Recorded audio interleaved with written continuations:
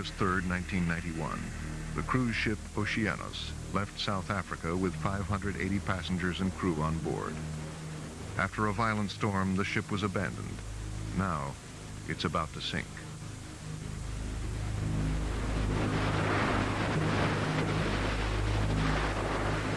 In the 1990s, the simple pleasures of sailing, fishing, and taking a cruise, so tranquil in harbor, is quick to pounce on any human error.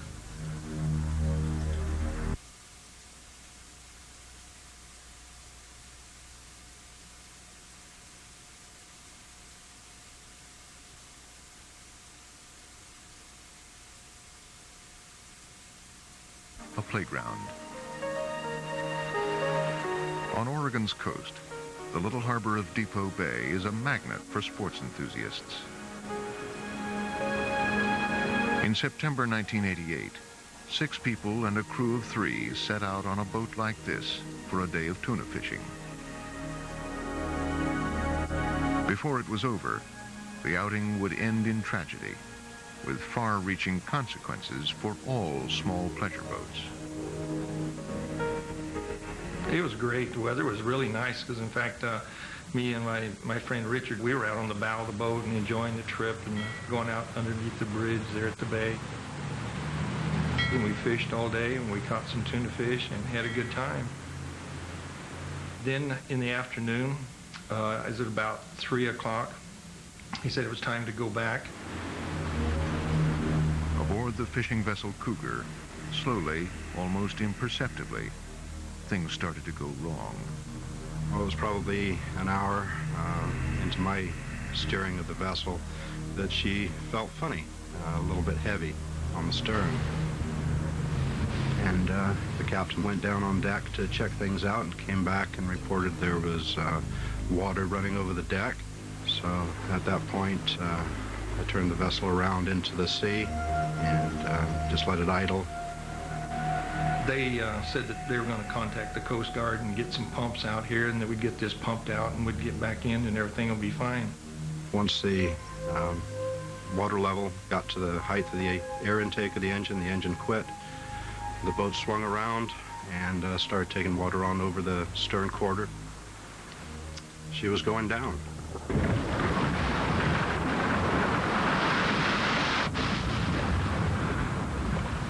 As the boat started going down, passengers grabbed life jackets and jumped over the side, and there we were in the water. 9 people were now on their own in the freezing water, 45 miles from shore, with night fast approaching.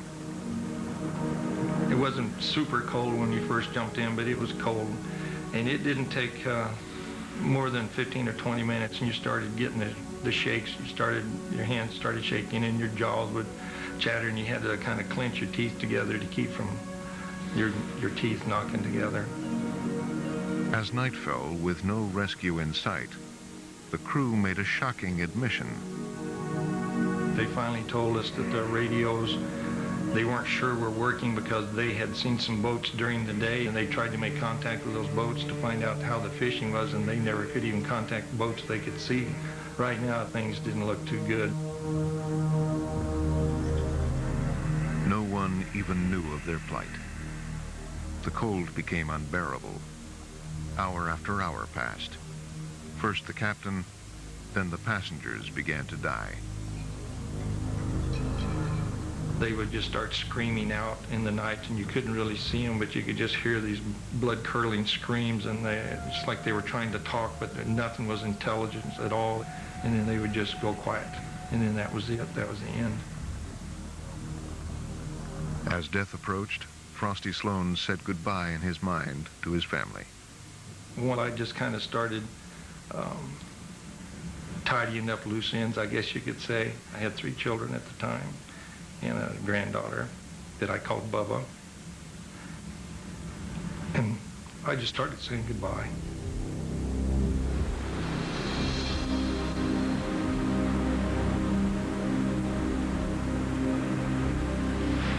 At midnight, with still no sign of the Cougar, a worried relative alerted emergency services.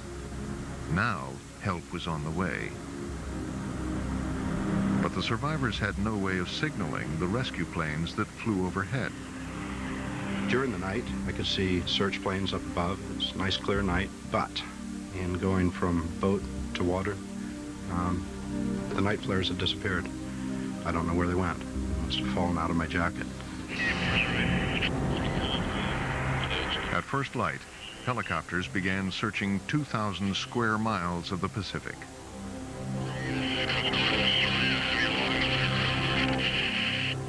At 10 o'clock in the morning, the survivors were finally located, 18 hours after they had abandoned ship. Easy forward and right, easy forward and right, easy forward and right, hold, swimmer has the hook, making the connection, have it ready for pickup. By this time, the captain, his mate, and 3 passengers were dead. Andy Little, Frosty Sloan, and 2 others were still alive, but just barely. And swimmer and victim are clear of the water. Most people would have perished from hypothermia within 3 to 4 hours. Theirs would be one of the longest survivals in cold water ever recorded. But why had the Cougar foundered and sunk in calm seas? The National Transportation Safety Board was called in to find out. There were no clues, no evidence. The boat had vanished underwater.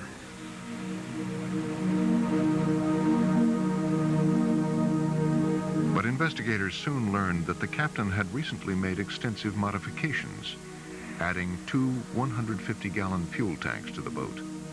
As a result, it sat lower in the water.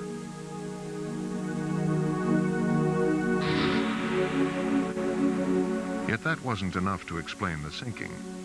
There had to be something else. Then, a remarkable find. Around the neck of one of the dead passengers was a camera containing a roll of film. Although we did not believe at the time that the film would come out because it had been immersed in salt water for a long period of time, the pictures came out very clear. And they provided us with a great deal of information about the condition of the Cougar prior to the incident. More importantly, the most important aspect of the pictures was the fact that there was water washing across the after deck of this vessel during the early morning, mid-morning time when everybody was engaged in fishing. And that it shows that nobody seemed to be concerned about it. The photographs held the key to the mystery of the Cougar. All boats have drainage points to allow seawater to drain from the decks. They are called freeing ports, little flaps that can open only outwards, letting the water run out, but stopping the sea from coming back in. The photos showed that the captain of the Cougar had put the one-way flaps on the inside of the boat. The sea could now pour in, but couldn't drain out. The water was sweeping into the freeing ports, and then as the vessel rolled, the water started flowing back towards the freeing port. The flap would close, trapping that water on board. Whereas normally, the flaps, if they're on the outboard side, the water would drain out, and then the pressure of the sea would close that flap, preventing more water from coming on board. Water was sweeping across the deck all day long, and by the time they figured out the extent of the flooding, they really couldn't keep up with it. What they didn't realize was that the sea was seeping through the deck, and the engine compartment was slowly filling up with water. This next photo was taken later in the afternoon. We believe it was probably around 3:30, 4 o'clock, and you can see 2 of the passengers bailing the after deck using a trash can. This next picture, you can see that the flooding is getting progressively worse, and all hands are involved in bailing. But once again, this photo shows how much the water has risen. The freeing ports, they're fully extended now. And it looks to be that there's a good 10 to 12 inches of water on the after deck right now.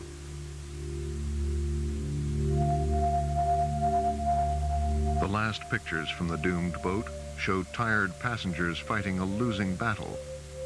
The Cougar is listing sharply to starboard. Minutes later, she sank beneath the waves.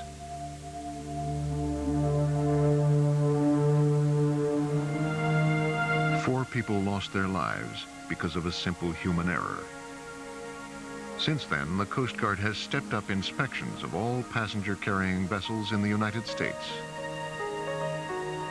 But halfway around the world, a disastrous yacht race would reveal a fatal flaw.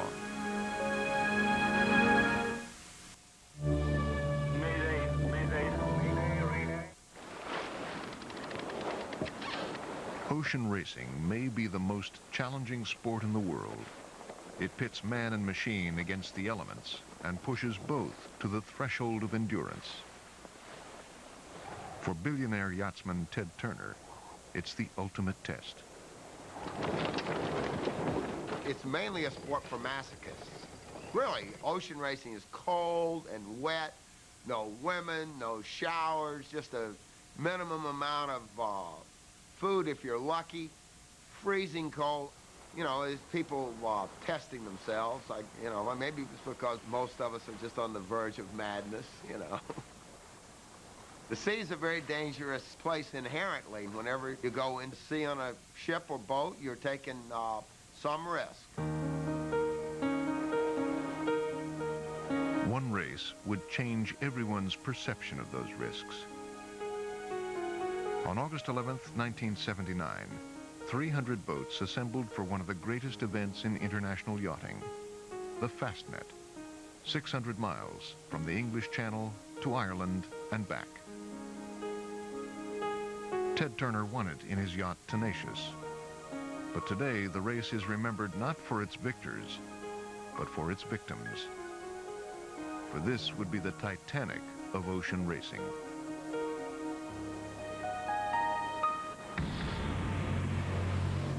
As the event got underway, what weathermen call a 50-year storm was heading across the Atlantic toward the unsuspecting racers. 5, 4, 3, 2, 1, time! 2 days into the race, the storm struck. On the 35-foot yacht Grimalkin, 17-year-old Matthew Sheehan was sailing in his first Fastnet race. The storm was unlike anything he had ever experienced. There were huge mountainous seas, traveling very quickly, and just sort of dropping on the boat. I mean, advancing like sort of blocks of flats, huge, towering, great big walls of water. And you could hear it coming.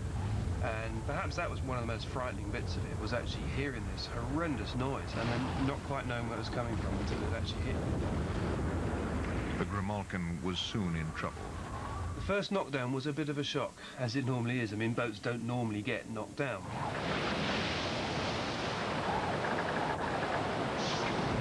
The boat was being rolled over completely, or pitch poling, where it sort of cartwheels over the top. And that would leave the crew outside the boat when it came up, and then the boat's careering down the face of this wave again at sort of 10 or 11 knots. And you're being towed behind on your harness, sort of 3-4 feet behind the boat, in the dark, trying to get back on board the boat. It was just not something I want to do again, really. Matthew Sheehan was below deck with his father sending a distress call when another big wave hit. We got rolled, and the boat went, all the way around, and he was hit in the head by a tin of food or something similar, which had injured him quite badly. By the time the boat came up the right way, he floated off face down, and that was it. There was no way we could get to him. Nearby, another boat, the Ariadne, was also in trouble. It had lost its mast, and 17-year-old Matthew Hunt had already seen one of the crew washed overboard. We got hit by another wave and somersaulted very quickly that time. Span without a mast to control our roll. We span in, breakneck speed. Their boat crippled, they now did what every sailor would do for survival. They abandoned ship for the safety of a life raft. With some degree of difficulty, we managed to grab a few bits and pieces that we'd needed, and cut the rope and drifted away from the hulk of Ariadne in the dim light. The crew of the Grimalkin also took to their life rafts. It's a bit like sitting in a paddling pool in the middle of a huge sea. In fact, effectively it is. I mean, it's only a small inflatable device. And we were spinning down the faces of these waves like some ridiculous, outrageous fairground ride in huge seas and being blown around. And the drogues that are like mini parachute devices, which are designed to slow the life raft down and to actually keep it in the water and to reduce the chance of capsize, hadn't deployed properly. And you live in constant fear of the thing capsizing.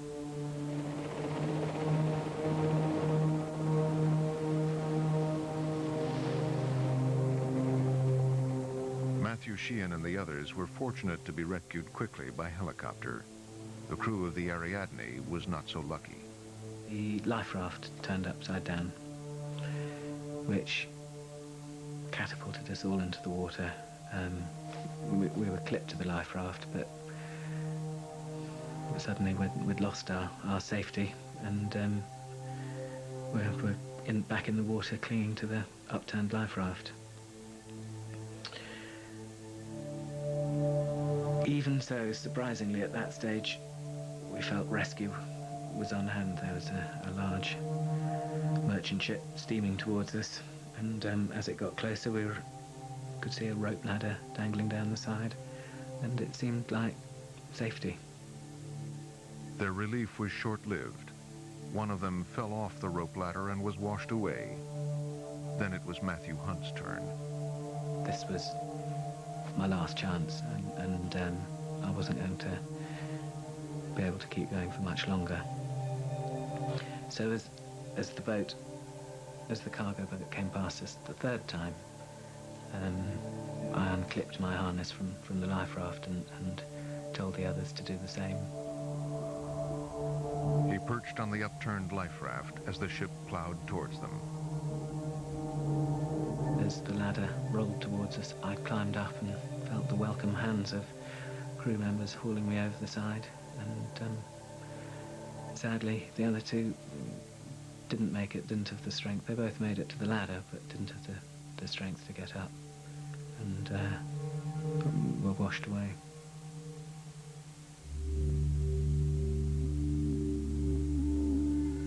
By the time the storm subsided, 15 yachtsmen had died, including 4 from the Ariadne and 2 from the Grimalkin.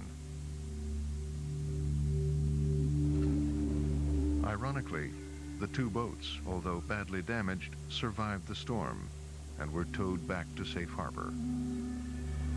In the wake of this tragedy, all aspects of yacht design were re-examined, but particular attention was focused on the life rafts. Why did a device meant to save lives fail so badly? That's what life rafts were for, was to save your life. And there were no experiences that I knew of anybody who had been killed by a life raft. They'd been killed by boats, they drowned on boats, but they hadn't been drowned on a life raft. So they abandoned their boats, thinking that the boats were sinking in many cases. The boats had been rolled over, they were full of water, the hatches had blown off, people were injured with bad head injuries, and the one thing that they knew from stories and experience, and they'd always been told, was that a life raft was there to save your life. And they got into the life rafts. In the life rafts, people found that they capsized fairly easily. So when they capsized, they were in the water and they had to get the life raft back upright, which is very difficult to do in very high seas and high winds. This is something nobody had experienced before. Why did the life rafts capsize so easily? Because little was known about how they performed in very rough seas, a series of tests was conducted for the Royal Ocean Racing Club. Experts were startled by the results. The life rafts tipped over time and time again. They'd been designed and tested in calmer seas, but in extreme conditions, they proved dangerously unstable. The life rafts would fairly easily tend to tip over. And there were 2 main things which were discovered to effectively prevent that. One was the installation of much bigger ballast pockets under the raft. Anyone who's seen a picture of a raft will only see the bit floating on the top of the water. What they don't see is the very large hanging sacks or ballast pockets which fill with seawater, so that the minute the raft tries to tip up, you've got this huge weight which pulls it back again.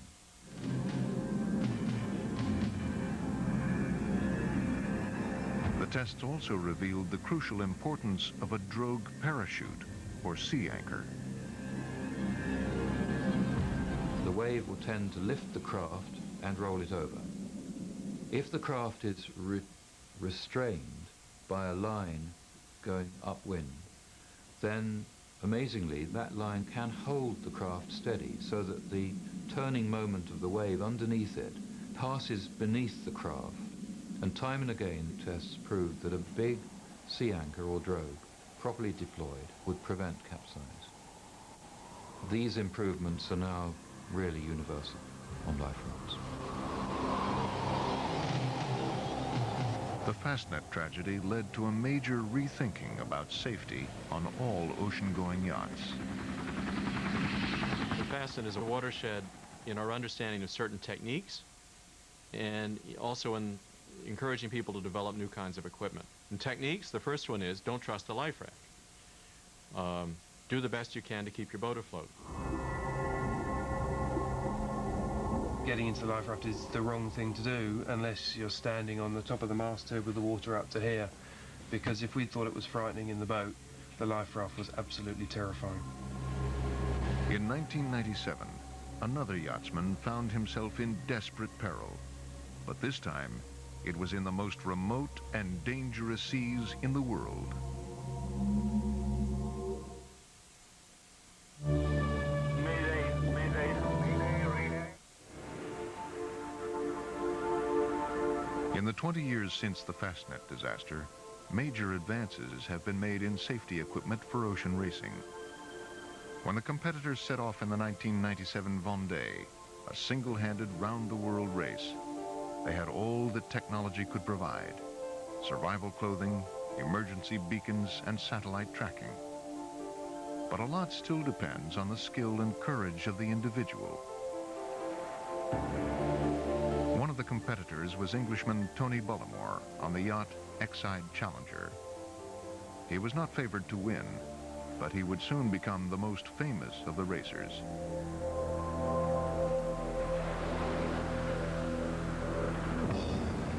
"46 days into the race, as the yachts were battling through heavy seas, Bullimore lost radio contact. Then a satellite picked up a signal from his emergency beacon. The beacon is automatically triggered if the boat capsizes. Something disastrous had happened to Tony Bullimore. Worse still, the signal came from the very end of the Earth, in the middle of the Southern Ocean, nearly 1,000 miles from land. Long-range aircraft from the Australian Air Force set off to locate the source of the signal.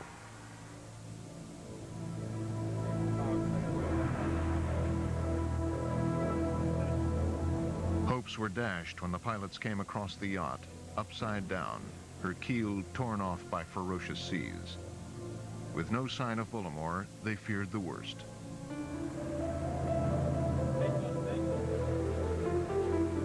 The only faint hope was to drop a sonar buoy, a floating microphone that might detect some sounds of life.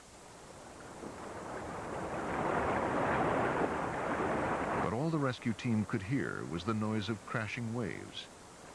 As a last resort, they flew the tape back to their base in Adelaide, to the one man who could detect sounds that no ordinary ear could pick up.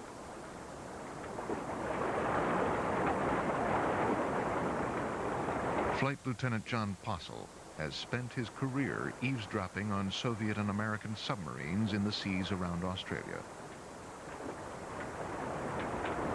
The Cold War made Possel. He can tell the make and speed of any submarine by the sound of a distant propeller. Now his skills faced a new challenge. Possel listened to the tape from the sonar buoy. Time was critical. If Bullimore was surviving in an air pocket, his oxygen would soon run out. So what we're hearing there is the tape in real speed, exactly as it was heard by the crew. Incredibly, Postle detected a faint tapping sound.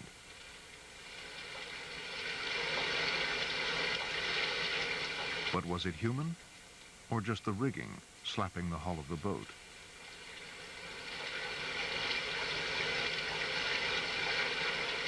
Postle thought he heard minute differences in the intervals between the taps.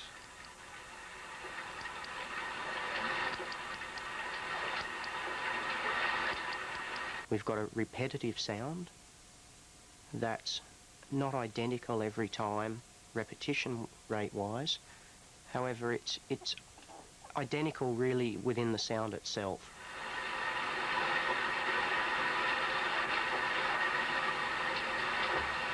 By listening to the tape at about a quarter speed, we can hear there's a build-up of pressure, and that build-up culminates in the sound ending quite abruptly. Postle suspected it was a pump, but was it simply an electrical pump switching itself off and on automatically? We've had a check of the background noise there, and there's no mechanical hum or electric motor noise that we can hear. Logically, the pump is more likely to be operated manually. It's probably going to be a fairly small pump if you give them the repetition rate of about that time. It's indicative that there is a survivor on board providing himself with fresh water. Postle was convinced Bullimore was operating a handheld pump that converted salt water into fresh water. If so, Bullimore was still alive. The race was on to rescue him.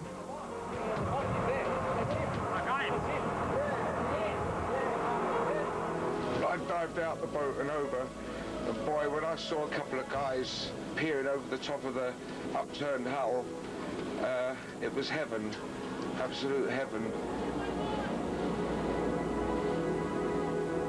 A solitary sailor relies on his own wits and years of experience to survive a 5-day ordeal. But when hundreds of innocent lives are at stake, the outcome can be tragic. Fire, the most dreaded word at sea. When it happens, passengers on a cruise ship are rarely prepared.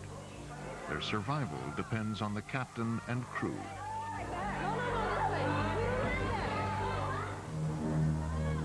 But in the 1980s, that centuries-old tradition went up in smoke.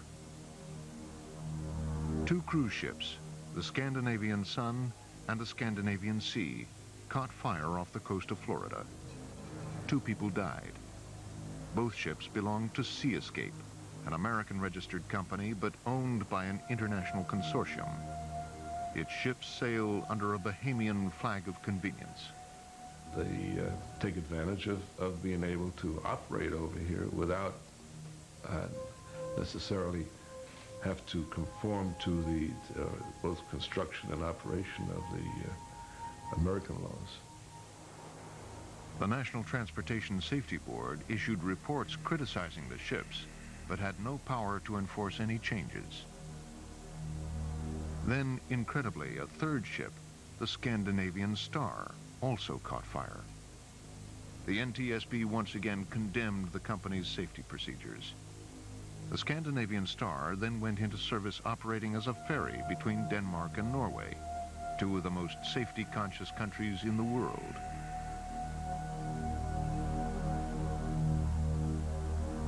But disaster was already brewing.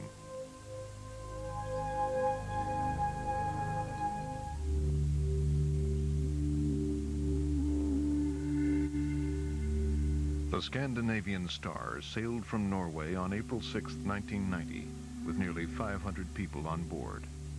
According to the passengers, the corridors were littered with debris. The crew had been assembled from all corners of the globe. Language was a problem. No fire drills were conducted. On board that night was Jan Harsham with his pregnant wife Christine and their baby son. I was married to Christine. We had been married for 2.5 years. She was 24 years old. We had a little son, Halvor, 1.5 years old, and we should have another baby the summer of 1990. And we wanted to have our Easter holiday in Denmark, and that's why we came on board the Scandinavian Star. It was late, so Christine and Halvor went to bed. I was going around in the ship to meet people, see how the surroundings were. And after dinner, I remember I took my Bible. And at that time, I was reading in Luke. I read about this rich man, and he said, "And I'll say to myself, you have plenty of good things laid up for many years. Take life easy, eat, drink, and be merry." But God said to him, "You fool, this very night your life will be demanded from you." Mayday, relay, mayday, relay. On fire. Scandinavian Star is on fire. Immediately assistance. Need immediately assistance. Over. At 2:15 on the morning of April 7th, the Scandinavian Star sent out a Mayday distress call. She was 60 miles from the nearest land. Christine woke me, and she said, "Jan, it's burning. You have to take care of Halvor." Christine led the way out into the smoke-filled corridors. This would be the last Jan saw of her. I took Halvor in my arm, and I went out of the cabin and came into the corridor. And there, I couldn't see anything. It was so much smoke there. I couldn't even see the wall at the other side, 1.5 meters from me. The time really didn't exist, and I saw the flames, but I couldn't imagine that disaster. There was some panic and chaos, people running around half naked, with people looking for their friends and relatives. Scandinavian Star, this is rescue helicopter, Suffolk Fox on channel 16, over. It was a total mess of feelings. Where is Christine? What's going on here? I mean, this happened from one second to the other. From a sleep of peace to being in that very dramatic situation. There was no way to fight the fire. Nothing to do but abandon ship. Luckily, another ferry, the Stena Saga, was close at hand. And we heard Captain on the loudspeaker that everything is under control. There we see the Stena Saga, and we will make you all safe, and so on. The lifeboats were already beginning to be filled up, and no one knew how to launch them. And people were frightened that they should fall into the water. We climbed down the rope ladder, Halvor and I, and he was bound to me, and we came into this lifeboat. The captain and most of the crew of the Scandinavian Star now abandoned ship after sending a last report on the radio. Captain's report that there is nobody left aboard. This is rescue helicopter 278. There is some people on the deck. Some of them are waving on the way, and some of them seems to want to be taken on board. Over. Must be somebody left then. The captain had abandoned ship, leaving 30 passengers on deck. There was confusion about how many had been rescued. With no proper passenger list, no one knew for sure how many had been on the Scandinavian Star. All ships in the area. Report to Stena Saga as to number of rescued. Over. Called in 42 persons. Backup force, 42 persons. Understood? The next morning, everyone was congratulating themselves that the prompt rescue had saved 335 passengers and crew. Yet many people couldn't find missing friends and members of their family. At first, it was assumed they were on other rescue ships. But as the hours passed, the list of missing began to grow. Jan searched in vain for Christine.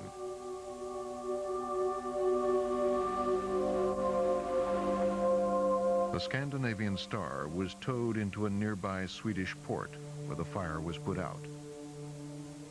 It was only then that firefighters could go below decks to carry out a full search. They were horrified at what they found. Bodies were piled up in the corridors, in the cabins, even in the showers where they had attempted to escape the fire. 158 passengers had died, including 29 children. What could have caused a blaze so devastating that it overwhelmed the ship in a matter of minutes? The answer would shock even the most hardened investigators.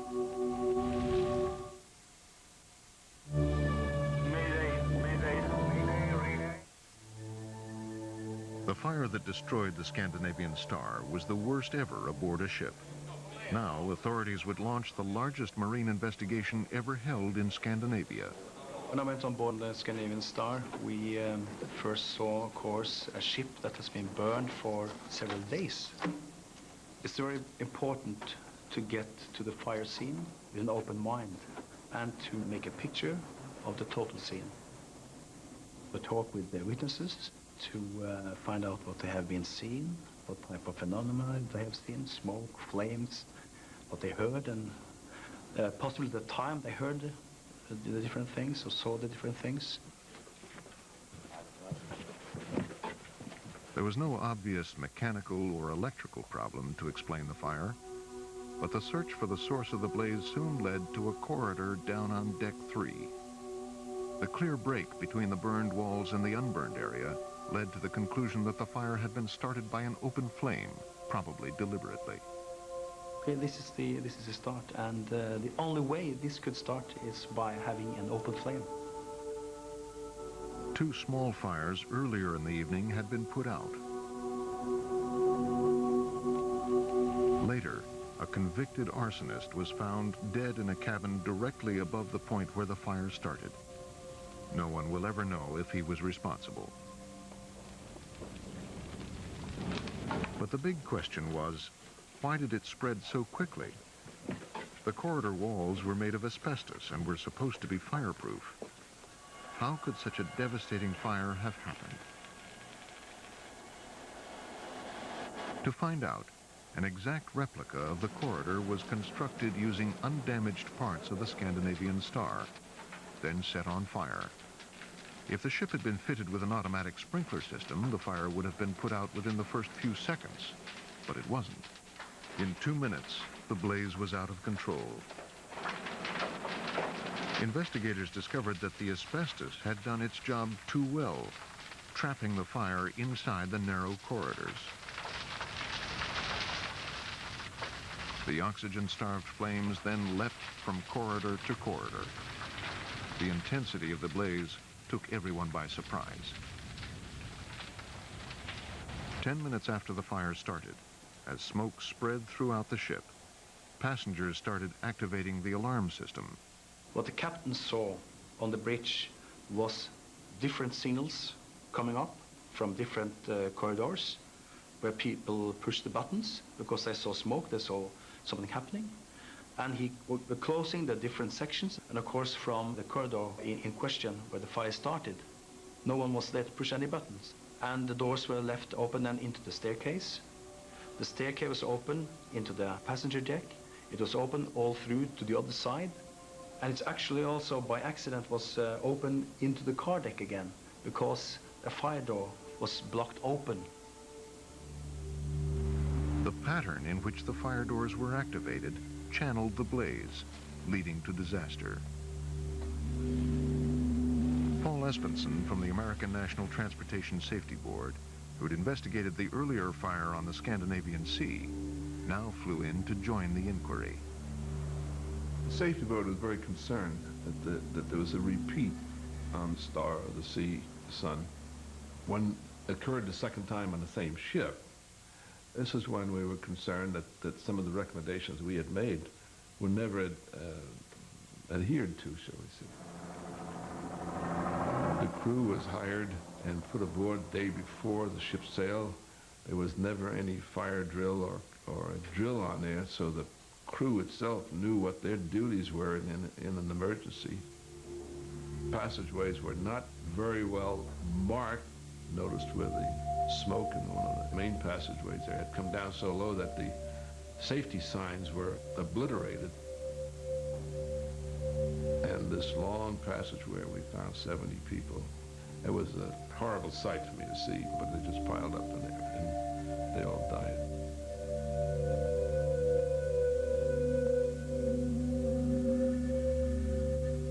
The police officer, he spent one day with me. And we talked about the whole disaster, the investigation and all these things. But the one question I was waiting to ask him was, where was Christine found? And in the evening I asked him that question, and he showed me on the map from the ship where she was found. He showed me that number 27 here on this plan is Christina. In the blinding smoke, she had turned into a corridor with no exit and died. By chance, Jan found a door leading out onto the open deck, and he and Holvoy survived. People ran down the corridor and thought they went to the exit, but they just went into a dead end. There was a way to get out, but they didn't know it. There was nobody there to lead them out. There's nobody there to show them the way.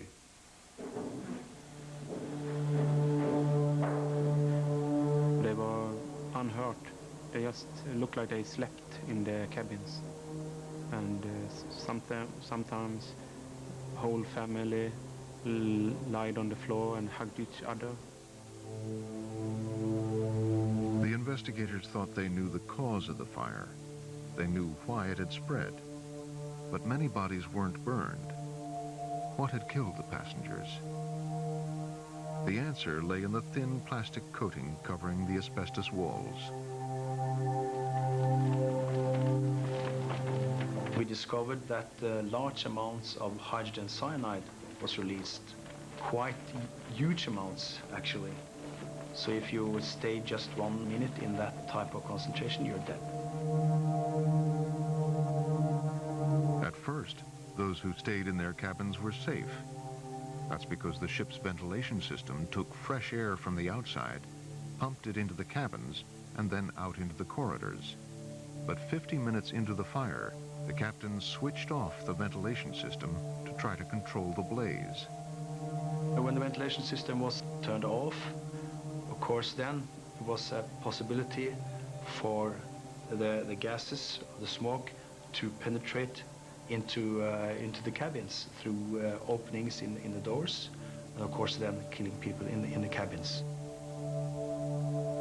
Over 100 people died in their cabins after the ventilation was switched off.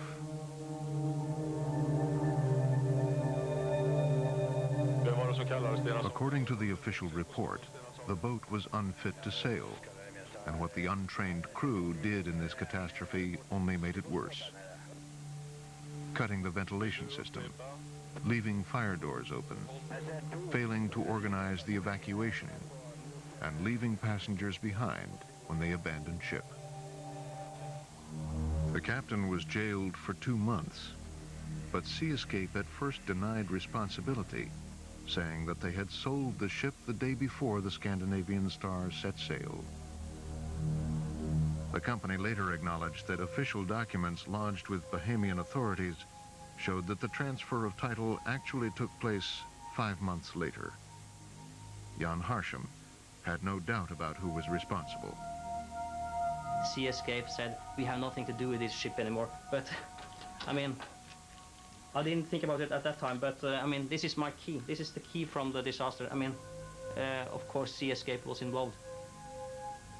The situation just goes on and goes on. an everlasting history.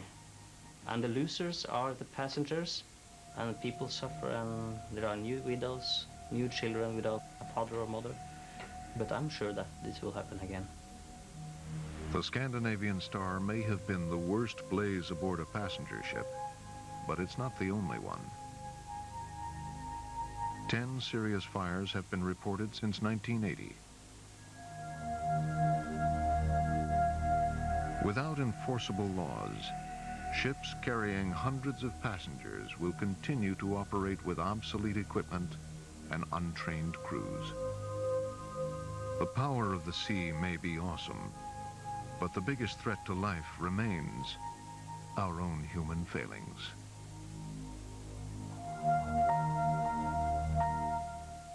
Now, see what happens when the people who drill for oil really think big. Science Frontiers shows you what life is like aboard the world's biggest oil derrick. Next on TLC, mega adventures for your mind at TLC.com.